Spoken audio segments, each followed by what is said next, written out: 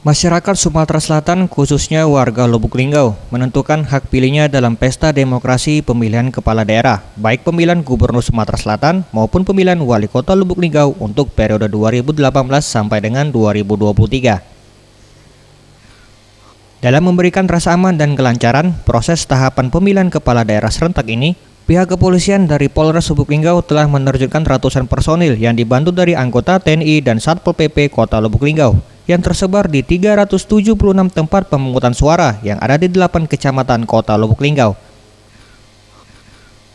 Kapolres Lubuk Linggau AKBP Sunandar memastikan akan memberikan tindakan tegas kepada siapapun yang membuat rusuh mengacaukan keamanan dan terindikasi akan menggagalkan pilkada, baik saat proses pemungutan dan perhitungan suara di TPS, maupun saat proses penetapan usai digelarnya pilkada 2018. Selesai, maka logistik akan dibawa ke PPK. Itu pun akan kita kawal. Ya, di PPK sendiri kita akan siapkan personil pengamanan, nanti dari Brimob ada 1.000 kita siapkan di PPK. Oh ya, pasti. Saya tidak akan pernah main-main toleransi apapun bagi siapa yang mencoba.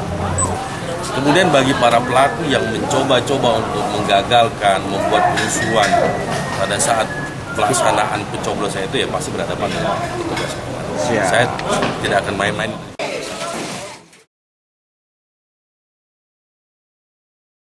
Untuk itu Sunandar juga mengingatkan para pasangan calon agar menyampaikan kepada pendukungnya untuk tak berbuat anarkis dan turut menjaga agar pilkada berjalan damai. Sementara itu, orang nomor 1 di Polres Lubuk Linggau ini juga memastikan baik TNI dan Polri akan bersikap netral dalam pilkada Lubuk Linggau maupun Pilgub Sumatera Selatan dan bertekad menjaga keamanan agar pilkada terlaksana damai dan sukses sehingga menghasilkan pemimpin yang amanah serta tidak ada perpecahan.